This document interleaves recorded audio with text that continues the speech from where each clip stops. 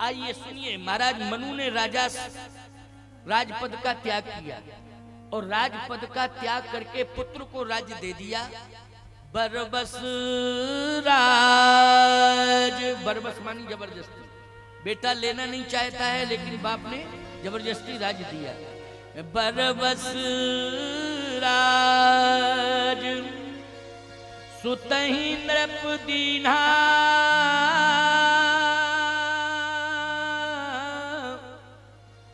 और नारी समेत गमन बन कीन्हा। बरबस राज सुतहि नृप दीन्हा, बरबस मानी जबरदस्ती महाराज मनु ने अपने बेटे उत्तानपाद को राज्य दे दिया। अच्छा चलने लगे, अब जैसे चलने लगे तो शत्रुपा जी रोने लगे। शत्रुपा जी से महाराज मनु ने कहा कि तुम दुखी क्यों हो? अरे तुम्हारा बेटा राजा बन गया है तो तू राजमाता बन गई है। जब बेटा राजा है तो तू राजमाता हो, तो उसका सम्मान होगा। तेरा सम्मान में कोई कमी आएगी? तेरा सम्मान तो सुरक्षित है, बढ़ा दिया मैंने तेरे सम्मान को। शत्रुपा जी ने कहा कि मुझे सम्मान नहीं चाहिए, फिर क्या चाहिए? बोले मेरा पति भगवान है, मुझे तो बस केवल पति ही भगवान के रूप में चाहिए और कुछ नहीं। मैं एक बात बताना चाहता हूं, नारी का सम्मान तब है जब उसके पास पति, तो उसका सम्मान बोलो है कि? नारी के पास संपत्ति वही है जब उसका पति उसके पास। सबसे बड़ी संपत्ति उसका पति, सबसे बड़ा सम्मान उसका पति। अच्छा एक बात बताओ, जीवन में सबसे बड़ा संतोष नारी का यही है कि उसका पति। इससे बड़ा संतोष, इससे बड़ा सम्मान और इससे बड़ा भगवान पत्नी के जीवन में कोई दूसरा नहीं होता है। तो शत्रुपा जी ने कहा कि मैं आपके बिना नहीं रह सकती हूं। ये राज्य, ये पुत्र, ये संपत्ति सब व्यर्थ है आपके बिना। एक बहुत सुंदर उदाहरण दिया शत्रुपा जी ने। क्या? हे स्वामी, नारी के सामने 3 उपलब्धियां हों, कौन कौन का? एक तो पति, दूसरा पुत्र और तीसरी संपत्ति। पति, पुत्र और संपत्ति, ये 3 उपलब्धियां। शत्रुपा जी ने कहा कि हे स्वामी, मैं आपसे प्रार्थना कर रही हूं कि पति, पुत्र और संपत्ति ये तीनों उसके सामने हैं। पतिव्रता नारी किसे स्वीकार करेगी? आप बताएं, आप बताएं। आप नीतज्ञ हैं, आपने स्मृतियां लिखी हैं, आप परम ज्ञानी हैं। आपका शास्त्र क्या कहता है? इन तीनों में सबसे पहले किसे स्वीकार करेगी पतिव्रता नारी? महाराज मनु ने कहा पतिव्रता नारी तो पति को स्वीकार करेगी, पति। और सत्य है कि नहीं? पुत्र को भी स्वीकार नहीं करेगी, संपत्ति को नहीं, सबसे पहले पति को। और पति को यदि उसने स्वीकार कर लिया तो न पुत्र का अभाव रहेगा, न संपत्ति का अभाव रहेगा। बोलो भाई। और यदि उसने पति का त्याग कर दिया तो न पुत्र रहेगा, न संपत्ति रहेगी, सबका अभाव हो जाएगा कि नहीं? इतना बढ़िया उदाहरण दिया शत्रुपा जी ने।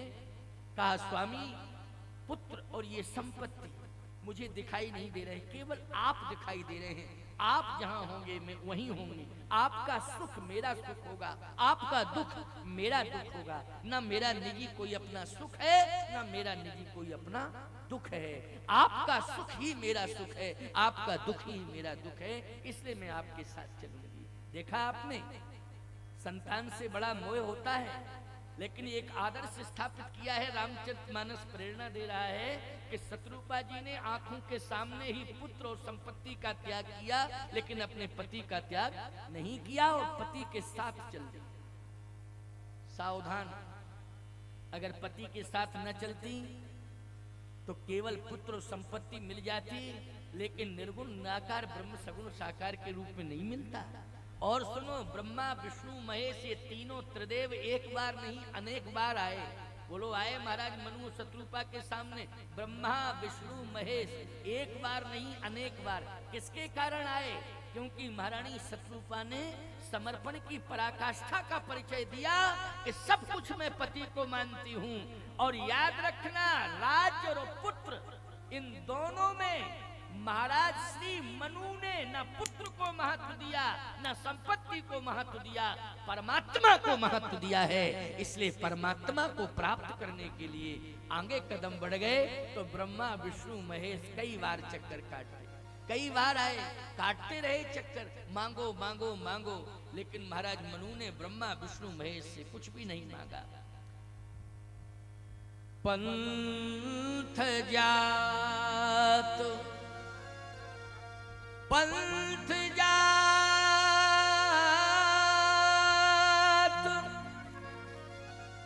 सोहत मत धीरा,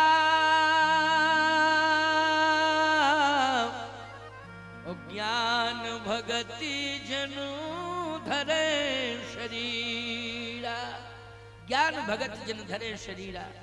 आज ज्ञान और भक्ति दोनों जा रहे हैं। वाह, कितना सुंदर परिचय। रास्ता में जा रहे हैं लेकिन ज्ञान भक्ति के रूप में आज दर्शन दे रहे हैं। ज्ञान आगे चल रहा है, भक्ति अनुगामी बन करके पीछे पीछे चल रही है। पहुंचे जाए धेनु मत तीरा, हरस नहाने निर्मल नीरा। गोमती जी के तट पर पहुंचे, स्नान किया गोमती जी में। स्नान करने के बाद महाराज मनु ने एक बात कही शत्रुपा जी से। क्या? देखो शत्रुपा,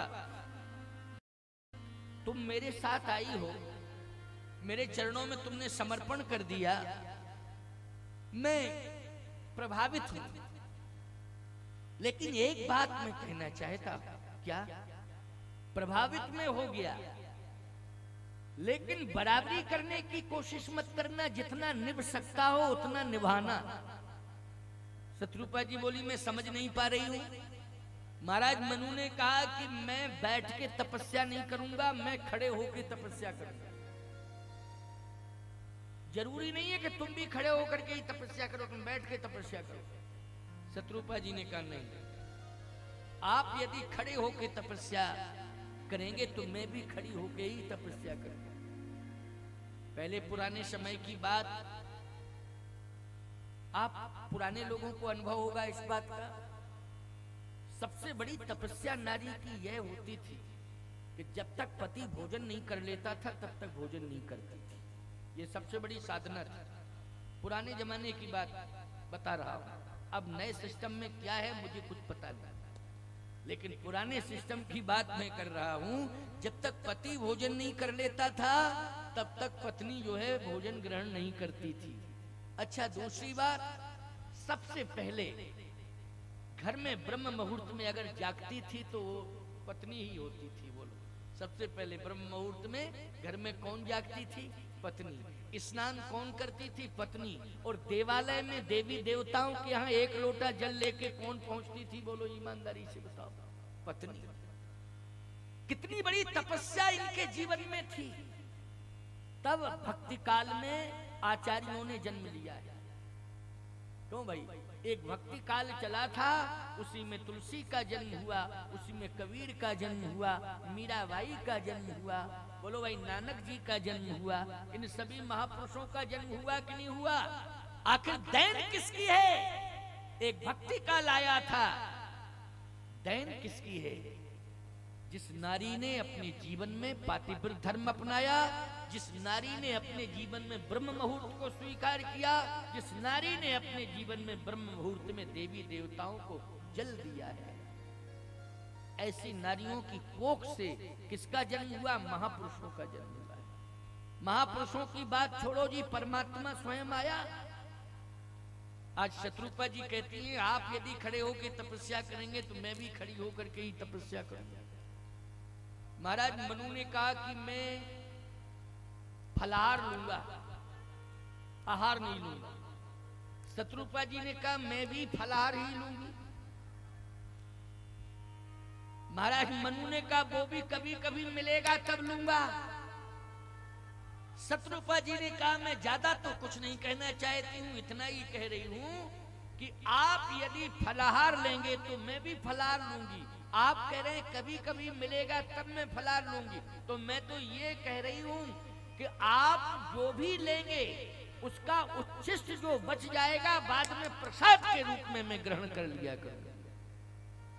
आपका शेष उच्छिष्ट जो बचेगा उसको प्रसाद, जूठन उच्छिष्ट मानी जूठन, आपका जो बचेगा उसको मैं प्रसाद के रूप में ग्रहण कर लिया करूंगा।